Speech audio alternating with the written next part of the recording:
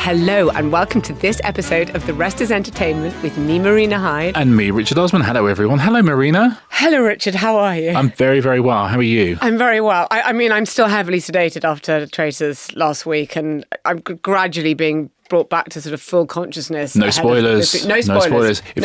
We have our Celebrity Traitors podcast, which people are very welcome to listen to if they've already watched it. I'm just implying that it's good. 100%. It's great. But I don't want people to switch off immediately because they're like, I'm just about to watch it. Oh, no, there's nothing about it in this particular podcast. Nothing whatsoever. Nothing apart from this.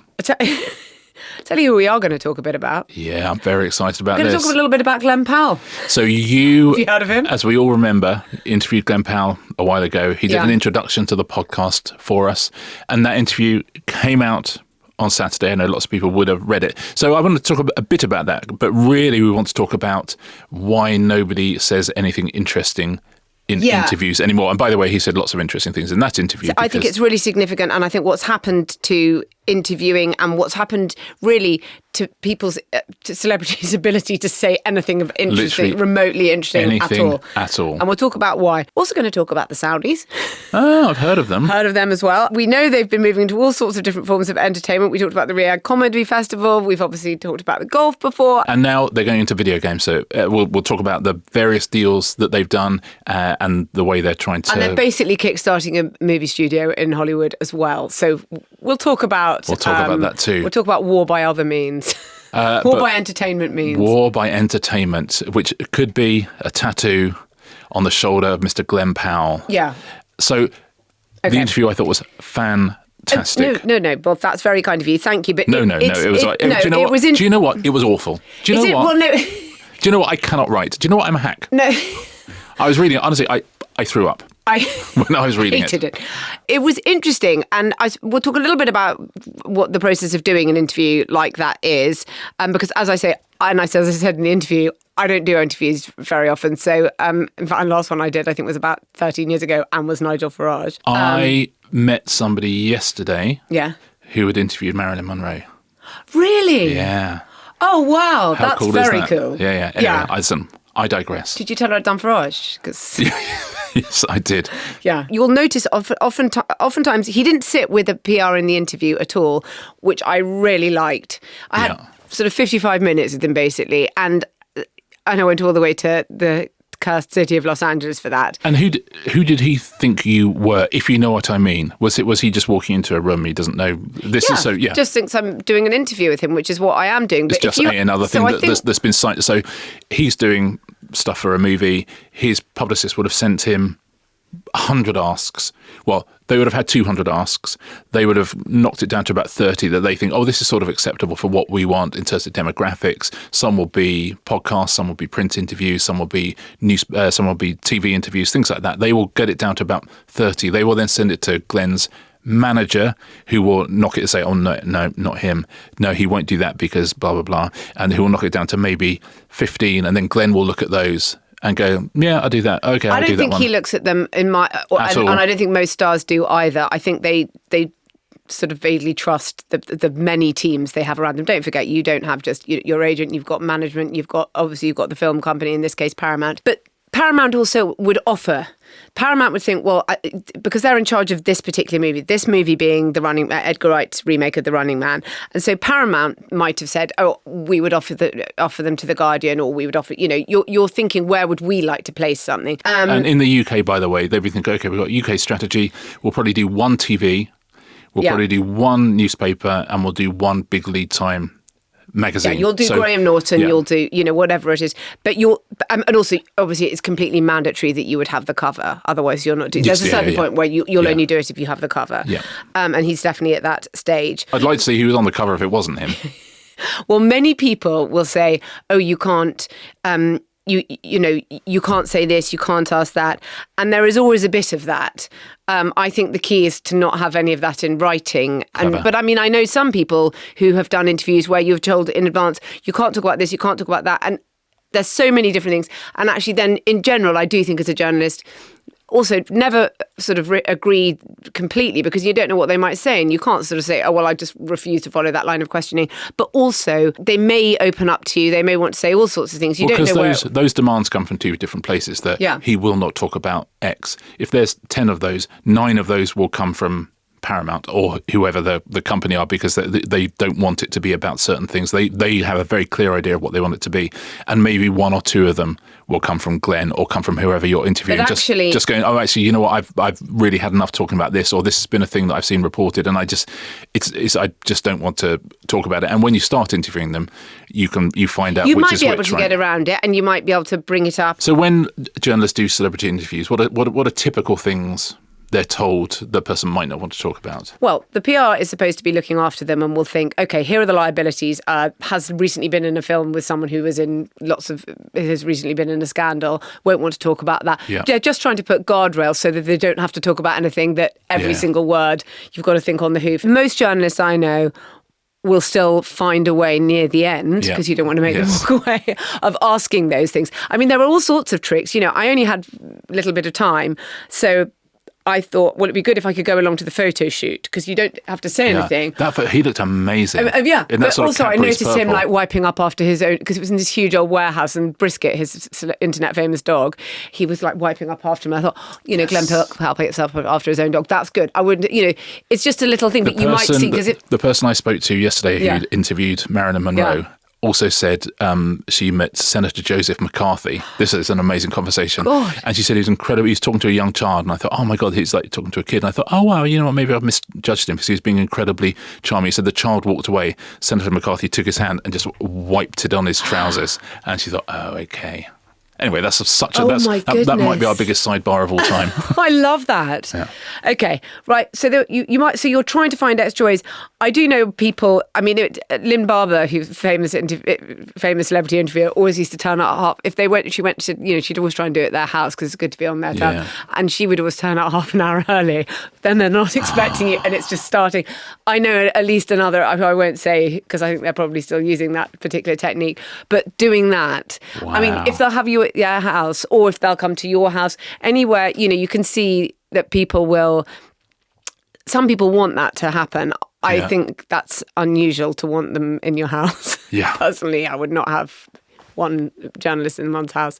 Yeah. Just never have one in my house. It's like having a film crew in your house. Yeah. And listen, I love film crews. Yes. I love film crews, but I'd never have one in my house. So there will always be things that they don't really want you to talk about. Having said that, with Glen Powell, he did not have a PR, which is now almost the common occurrence. At least 2 publicists sit on and lots of interviews and say, no, you can't talk. He's not talking about that.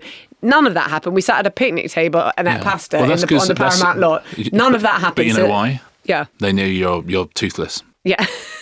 Also, maybe because it's Glen Powell, Richard. No. Have you ever thought about that? This is a soft soap. We know this. They're going, you know what? Just before you walked in, they went, she's nice. She's no Lynn Barber, but she's nice. If you haven't read this interview, by the way, absolutely, you must read it. It is peak Hyde. You can imagine what people don't want to talk about. Yeah.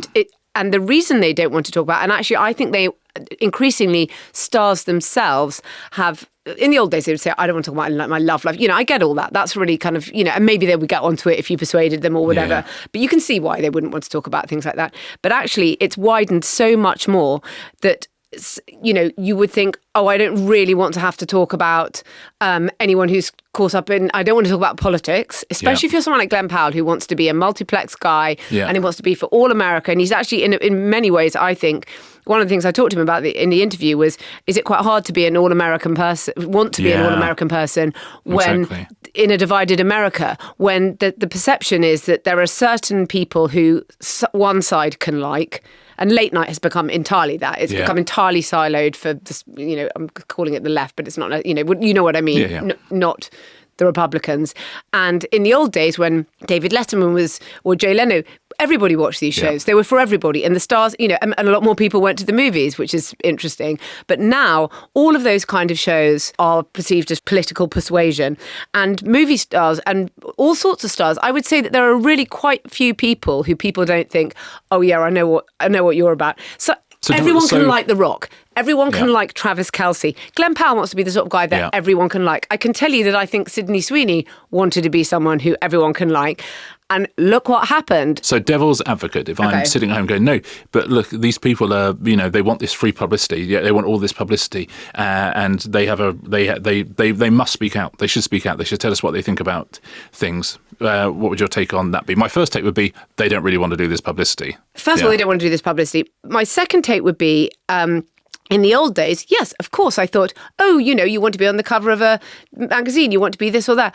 You should, to some degree, take a position on things. And if you're asked a question and it's not completely rude or unreasonable, I think you could talk to me about, I don't know, Sydney Sweeney and the Culture Wars or something like that. I fully understand these days that it has changed totally. Talk us through your sensibility walking into there and why it would have been different to walking into there 15 years ago. Because 15 years ago, an interview with any star would be in what we used to call a colour supplement, or be in a magazine. It might be on, and that interview would sort of stay there. And if you read it, you'd think, oh, that was a brilliant interview. It's so cool. And they said fascinating things. Go back and read those, read interviews from 15, 20 years ago. Stars say incredibly interesting things. They talk about their co-stars. You look at them now, they are so on message, they speak like politicians, and there's a single reason for it all, which is because of what's happened with news distribution on the internet. Every interview, and by the way, I have to say that publications are as guilty of this, and I'm not The Guardian, but lots of publications. I'm doing it as a general. Not The Guardian. But everybody always says, is there a news line? So you do an interview, and what they mean by that is, can we have a story that could go on the news pages? Like, I'm just going to think of some random thing here, say Glen Powell had said, I'm actually hardcore MAGA and that's what I am now. That would become a news story. Yep. So not only would it be in the interview and be an interesting part of the interview and an eye-popping part, by the way, he didn't say that, but what they want is then there to be a news story, because news stories get clicks and eyeballs and it drives it into and it's all about traffic. And everybody wants this now. You see people going to TV festivals, like industry gatherings. I saw what happened. Someone from Channel 4 News said, I think lots of those people from Adolescence sort of piggybacked on what Channel 4 News would do, or something like that. I can't remember what she said in a panel discussion at the Edinburgh Television Festival, an industry gathering. And it was reported round the world as, like Adolescence has sort of ripped off Channel 4 or something like that. And I just thought, you've had an absolute nightmare there. What you've tried to say is maybe something like we've made some interesting crime documentaries or something. I don't even know. I didn't have time to excavate it. You're trying to entertain people. In fact, you're in front of a live audience and you're talking to people. 300 people in a sort of hall in Edinburgh. Why can't you say anything? But you can't say that because then you've got 3 days of firefighting and everybody's saying, coming to you for another quote, they've gone back to the Adolescence people. What do you think about the fact that they just slagged you off? And it's just this absolute shitstorm all the time. And so that if you're a celebrity and you're being interviewed and you say anything that, even touches in the same postcode as something that's an ongoing news story, it will immediately say, as I've said in the interview, Glen Powell sort of wades into the Sydney Sweeney discourse and he has to talk about that, and then it's scraped by every clickbait news site, and this thing just has a life of its own, and it tears off across the internet, and it's days and days and days of it now. And sorry, can I just say this, which is if people would hear that and just go, well, that's a bit woe is me. Who cares? No one cares other than you're just turning up to do your job, which is do this interview for something, and your next 3 days is then incredibly boring. Because you're constantly people you say, can't concentrate it's on X, what you want your day job it's to be. this, it's that or the other. And you just think, I had a really nice chat to somebody I thought was really, really nice, and then suddenly I'm having to deal with this for 4 days, and it's not like no one's it's not destroying anyone's lives, but it's definitely making you think, next time I just won't say anything. It stops you working for 3 days. You have to just deal with that. I'm not really getting anything out of it. The reason you ever give anything in an interview is if you're having a fun time. If you're chatting to an interviewer and you think, I want to have an interesting chat, this will go out and people will read it. So I want to say something that represents me. And, the people at the record company or the film company are happy. But the second that goes out and, you've got even a day of just people going, it's interesting that you said this because blah, blah, blah. You just think, okay, it's the easiest thing next time will be not I'll say nothing. Bother doing that. But as a result, people have become incredibly boring. Yeah. And they try very, very hard not to make news in headlines, because you can just see you've had it happen to you enough times that you can see the next few days spooling out, and it's going to take you away from your core business and what you actually want to do with your time. And so I think the flip side of that is, which is what I ended up saying to him, which was, I felt I thought it was absolutely nonsense. Of course, Sydney Sweeney's jeans campaign was nothing to do with eugenics. But no, you didn't see anybody from Hollywood coming out and saying, this is bullshit. And I said to him, I felt that she was left a slightly twisted in the wind when everyone must have known it's bullshit. And I think he found it quite hard to answer all that sort of stuff because he is friends with her. Yeah. And, your friends can't come out and say it because then they just get drawn into it. It doesn't stop it. And I think that was his point. It doesn't stop it. It just the discourse gets more about you're not changing anybody's mind. No. You're just annoying more and more people. For something that I just think it would have been easier not to say anything. It's what happened to politics a long, long time ago, and it's that search for the news thing. So it's not enough to say, I'm going to talk to you about what's happening, but it's what is the news thing that we get this. So if Laura Kunsbo does an interview on a Sunday morning, the job is, do you have something that leads the 6 o'clock news or the 10 o'clock news? So can you get something that leads that, and not something that the government wants you to lead with, but you found something else? And that's, and that's, by the way, perfectly good journalism. It's not good journalism if that's all you do all the time. Nor is it good politics to have to feel that rather than actually try and present complex and difficult arguments and try and work out how you can do the best thing, you have to think, let me parcel something out so that you have something for the Laura Kunsberg interview that will appear to be a newsline. Yeah. And so it becomes this incredible sort of diminishing returns thing. And actually, that started right back when, kind of New Labour's era of spin news management, when they're trying to literally parcel something out, something for the 6 o'clock, something for the 10 o'clock. Everybody's got to have their little thing. And then everyone will be happy. And now it's become so lawless. But now entertainment has gone the same way, and that's why almost all interviews are incredibly boring. I think it's very difficult, and I think it's the number one thing that anybody now sitting down thinks, which is, I don't want there to be any news coming out of this. And I think at the moment it's a particular issue with print publications. So I think, for example, if you do go on Jimmy Kimmel or if you go on Graham Norton, you are very aware that their job is to be an entertainment show, not to get a news item. And if on occasion they'll get them, but that's not the job. The job is to be as funny as possible with interesting, entertaining people. I've never felt going on a TV thing that you don't have to watch yourself quite so much because no one is deliberately trying to trip you up.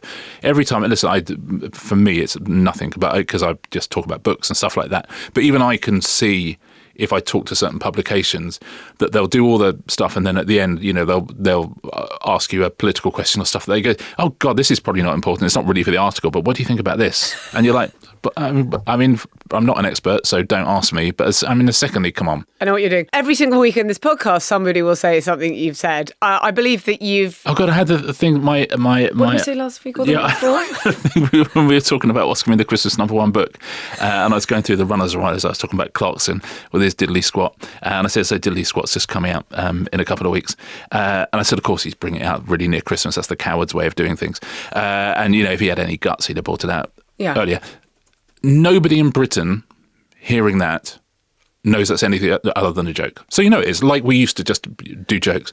And immediately I just had an email sort of saying, we've just talked to Clarkson's representatives. We heard you called him a coward. You're like, yeah, I mean, and again... Has this story appeared? Oh, it's in loads of things. These people, we've talked about people toiling in the content mines of Reach and the Daily Express, which is probably why I imagine that they appeared. I will say this. Not. I will say this to the London Evening Standard. My God. No. Good. It's good. They're the only people who said jokingly calls Jeremy Clarkson a coward. Thank you. There's so many times for a long time I wrote a showbiz column and it was just making fun of the news, and so I wasn't breaking stories in it, but it was commentary every week and there'd be 3 items in it, not unlike this podcast. And I remember always thinking, oh yeah, but lots of people have deliberately misunderstood this, and you can see this. I hate it when people do it with politicians as well. Politicians do sometimes make jokes, and they are quite good. And it's so rare, but when it happens, it's such an easy thing to pretend that you didn't hear the inference and just turn it into a horrible news story. Yeah. It has resulted in a much, much, much more boring public discourse in an area, by the way, in which isn't politics and which people, we'd love to be entertained by our Can I give one corrective to it? Because I feel like I've been moaning and it doesn't, no, it you doesn't haven't affect been. me. It's sad. I talk to journalists a lot whenever I've got a book out, anything like that. And 99% of the time, it's a really positive experience. I love it, and it is. And, you'll talk to the Daily Mail or people like that, and you just think, lovely interview, no one's stitched, and it comes out, and I'm happy. if you were able to speak freely, you can hopefully say interesting things and useful things. But so almost all the time.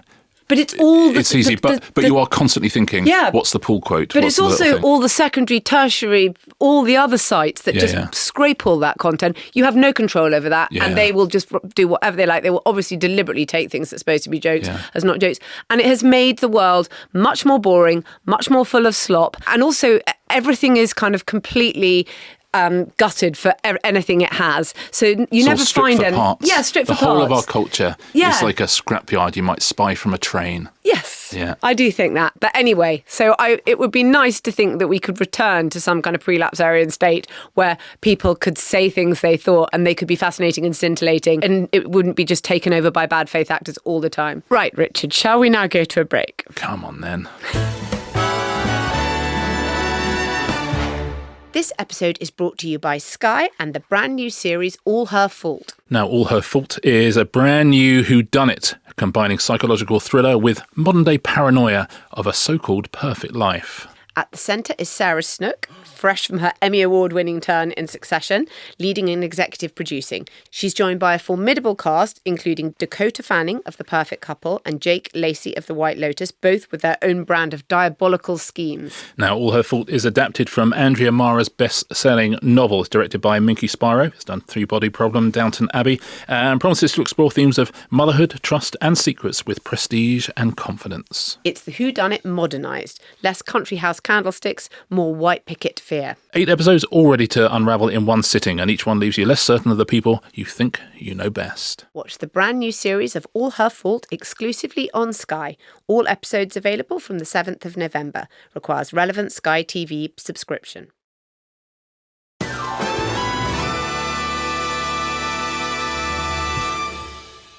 Welcome back, everybody, to the desert kingdom of Saudi Arabia. As we know, Saudi Arabia, under the aegis of Crown Prince Mohammed bin Salman, is trying to expand beyond oil. And one of the absolute key things they've been trying to do is just build a kind of entertainment empire. They've got the Live Golf, they've got an F1 race, we've talked a lot about the Riyadh Comedy Festival, they've bought stakes in Live Nation, they had stake in Activision Blizzard gaming company, but they've gone big with the biggest ever leveraged buyout, brokered by none other than Jared Kushner. Jared Kushner, son-in-law of Donald Trump. He can do you a Gaza peace plan. In fact, he did them in, I think, the same day, same day, in fact, these were announced. They've acquired Electronic Arts, who make all sorts of video games. They make EAFC, FIFA to anyone who plays it. Yes, EA Sports. It's in the game. It's in the game, yeah.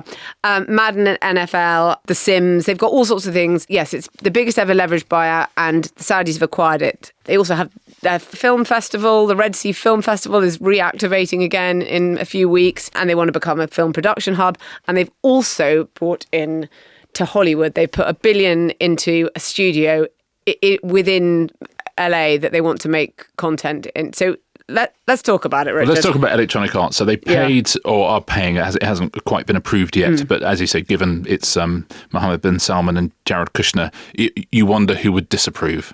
Certainly, they were saying, it'd be hard they now openly say it with people connected with the Trump family that I don't think there's going to be any regulatory issues. I think that'll be okay. I see. So you can have a foreign company can own an American company that has access to lots of sensitive American citizens' data in some cases. Sorry, TikTok, but it's okay here because I guess Jared did the deal. So they're paying $55 billion for Electronic Arts, $55 billion. And it's sort of the tip of the iceberg when it comes to gaming. As you say, so sport, they've understood, entertainment, they've understood. But, Live Golf, so, it's like a hand grenade in world sport. Yeah. This deal is essentially like 12 times bigger than the money they put into that, and is the tip of the iceberg in terms of gaming. Gaming seems to be the thing that they're putting a lot of their money. They have a huge population of under 30s in Saudi Arabia, and gaming, of course, is an enormous thing for them. So I read somewhere that they felt that AI was going to take so many jobs that many people would have much more leisure time, and they really want to have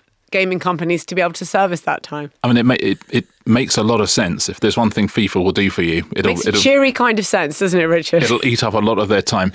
So I think most people think of EA as EA Sports, but they Apex Legends is EA, Sims is EA. But I mean, A lot of gamers really hate them and think that they ruin franchises, and that because they've got this monopoly on all of these things and the biggest games, that they absolutely ruin them. They think they've ruined The Sims. They think they've ruined FIFA, which isn't called FIFA anymore. They think but it might as well be. Yeah. It is for our purposes. I mean, have you heard that Twitter's not called Twitter anymore? Exactly. I mean, come on. Yeah, it'll always be FIFA. And yes, and they bring out live service versions of that, and people feel like they're slightly being bled dry for money, and occasionally they'll there are worse ways to go. Yes, yeah, exactly that.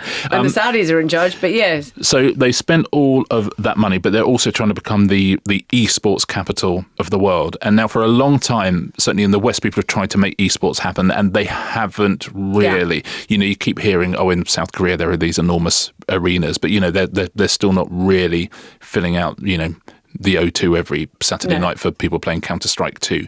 There's something about it that hasn't quite kind of broken through. But Saudi are putting a big bet that esports is going to be the next huge thing. So every year now they held the Esports World Cup in Riyadh. $60 million in prize money.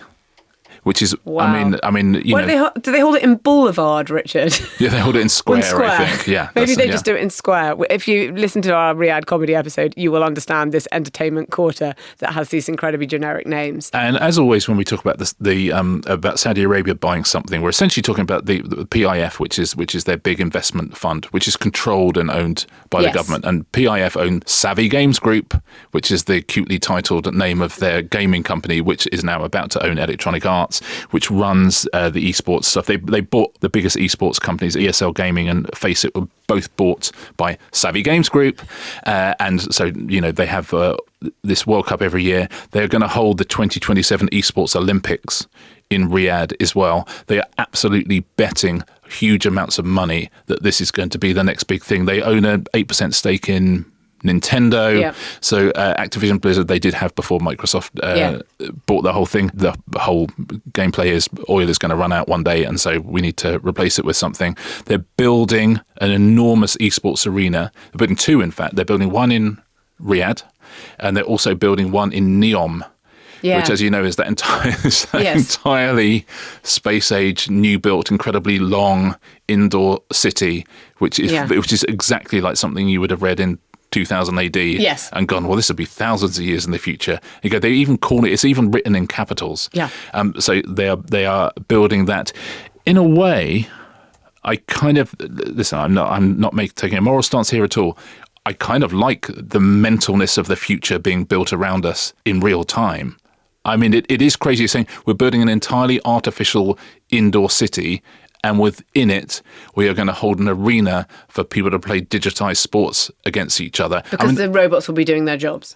Yeah, but it feels like, this was sort of what we were promised. Yeah. This feels like, the flying cars, then you've got the full set. I mean, they will definitely have flying cars, very, very soon, won't they? So, yeah, they're making this enormous bet on gaming, and Electronic Arts is the biggest of the biggest of the big. But I think it's worth reflecting on what a sort of extraordinary company EA has been. And it was never really... It never really made video games. It was always a publisher. It always sort of bought other people's games and distributed them. I think the first games they did were in 1983. The first sports game they did was Dr. J and Larry Bird Go One-on-One, which was like, it's Julius Erving and Larry Bird essentially playing a game of, and back then with the amount of pixels you could have, this idea of having a half-court game and there's only two players, they could do it. But it was always, it looks about as real as you can possibly make it. And, it sold like 400,000 copies or something. So did amazing numbers. They worked out very, very early on where things were going. But they were never really a developer. It's a guy called Trip Hawkins who worked for Apple who set it up. And when they had enough money, they then started buying developers, and then suddenly they are a developer of games. But I mean, they're buying developers and the developers are doing games. But to build a $55 billion company out of that, just thinking, I'm going to get some, indie game designers and I'm going to put them out on the Amiga and the Commodore 64 and all these things that they started doing. It shows a certain vision. I would say. It shows a certain kind of understanding of where the future's coming. If you talked about EA back in the 90s, it's Madden. Or American football I know nothing about, but we would play Madden almost non-stop. We would play FIFA, we would play Madden, we would play Colin McRae Rally. But the money they made from those, and then of course now, with streaming and stuff, the fact that they can do, live service versions of these games, those games, FIFA and Madden, are bringing in so much money every single year. I mean, hundreds and hundreds and hundreds of millions. But as I say, people do think they're sort of getting ruined and that it's just a monopoly now. And, and I mean, this is a big sellout, we have to say. Oh, yeah. Everyone just wants that sweet sovereign wealth fund money. And I mean, remember they were sort of persona non grata off in 2019 after the murder of Jamal Khashoggi inside the Saudi embassy in Istanbul. Ari Emanuel, who's the mega super agent and in charge of lots of other sort of big sporting things and wrestling and so on, he had just taken 400 million from the Saudis when that happened. He handed it back and said, we don't want to be in business with these type of people after the murder of Jamal Khashoggi. And then he felt he's had to start travelling with bodyguards, Ari Emanuel, after that. But having said that, now 2 WWE shows a year are held in Saudi. He's saying again, we're very happy to be in business with the Saudis. But on home soil in the US, it's just been announced that it's not actually the PIF, but it's another part of sovereign wealth controlled by Mohammed bin Salman, have now backed something called Arena SNK Studios. They've turned up with $1 billion, immediately saying we want to rival Marvel or Legendary or one of those kind of companies. And by the way, $1 billion is sort of chump change to them at the moment. Yeah, whereas it's actually not. It is not chump change for Hollywood. It's not. It's not quite enough to do what they're starting to say. But having said that, what they do have and what's very valuable is that, as you said, they own lots of video game rights, and those are doing an anime, both of which, as we know, are on a huge tear in terms of being able to make money as entertainment properties, and are about to get a great deal cheaper to be made into movies as well. Well, this is what they keep saying. Exponentially cheaper. They don't have a problem with AI. Yeah. Look who is on the board of it. It's being run by Eric Feig, who's the former Lionsgate president. The former Disney film chief is on the board. It really, really kind of blue chip Hollywood people are now allowing this money to come in. And we know that they want to turn it into a production hub. The trouble is the temperature does make that tricky. But they can build these beautiful, if you can build an indoor city, I'm pretty sure you can build some air-conditioned studios. So they do want to turn it into a production hub. And they're offering much better incentives than Morocco and Egypt. I think Morocco and Egypt will offer you like 30%. The Saudis will offer you 40%. So they're constantly trying to move people. I feel like the Riyadh Comedy Festival, which we have talked about before, might be the final outpost of outrage over people going to Saudi Arabia and investing in Saudi Arabia and taking Saudi investment. And I know lots of people in Hollywood have been taking this money for a long time, and lots of people in sport, of course, have been taking it for a long time. But that felt like it brought people up a little bit sharp, the comedy festival, because of the people who were involved. And who didn't need money, by the way, as we've said. Yeah. Comedians have never been richer than they are now. Yes, but by the way, like Anthony Joshua needs money. I mean, I get that. But given that they didn't need it and they still did it, and they sort of, I suppose, got away with it, and they can carry on and still go on and talk about free speech. And it's every single person in every single area of entertainment, because entertainment, all it ever really wants is for you to give it money. That's what it wants. We've got stuff. Then stuff needs to be funded. They've all got houses. They want. All these Hollywood executives have big houses that they want to. That's what they really mind about. And suddenly people have got money, and they are all going, Is this okay? If enough of us do it, I think it's going to be okay.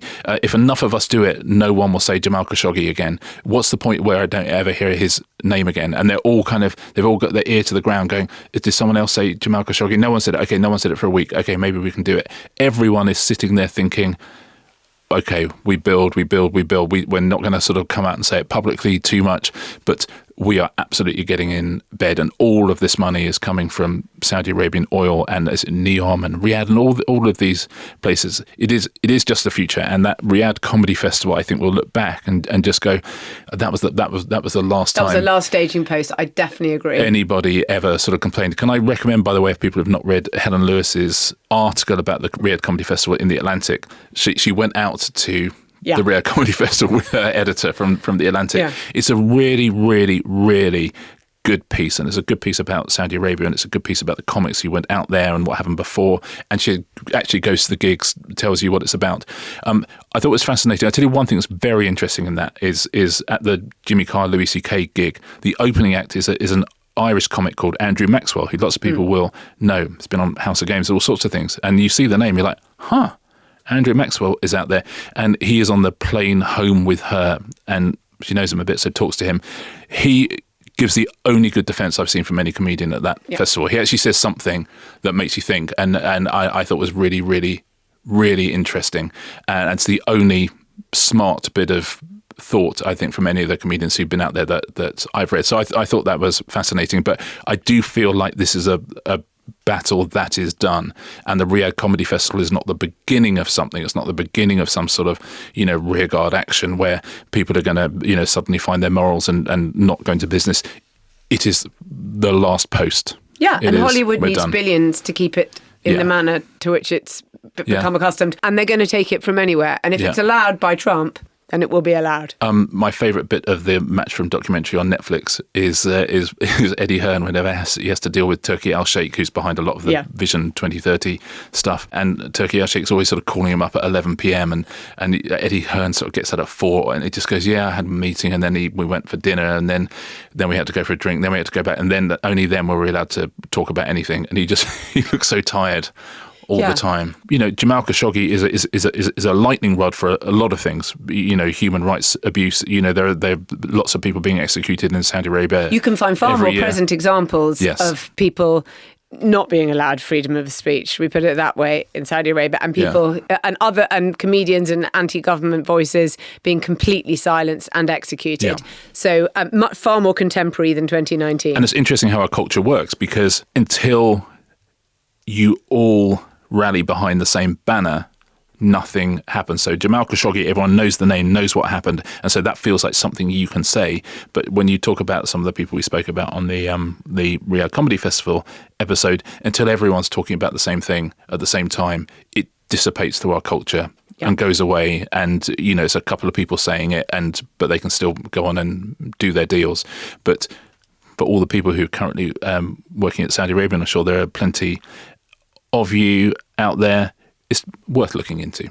Just make sure that whatever compromise you feel you're making is the compromise you think you're making. By the way, on Friday, if you remember, there's a real treat in store, because Ollie Richards and Chris Lockery are going to go through in remorseless detail every Oscar contender. And if you don't know the work of Ollie and Chris, two of my genuine favourite journalists. When someone said that they would come and chat, I was like, okay, they've already seen every single offering. I mean, they've seen it months before they came out. That will be a lot of fun. And both very funny men as well. So if you want to join for ad-free listening and for bonus content, it's therestersentertainment.com. And can I ask you a question? Are we going to do a Celebrity Traitors reaction episode this week? What do you think? I think Let's try and keep it to under 6 hours, but it's impossible. We can't. Yes, we will be there moments after the last strains of the Traitors credits have died away. And that, as always, will be free. If you want those bonus episodes, ad-free listening, all that kind of stuff, restersentertainment.com. Otherwise, we'll see you on Thursday for the Q&A and Thursday evening. Thursday evening Traitors. Okay, see you on Thursday. See ya.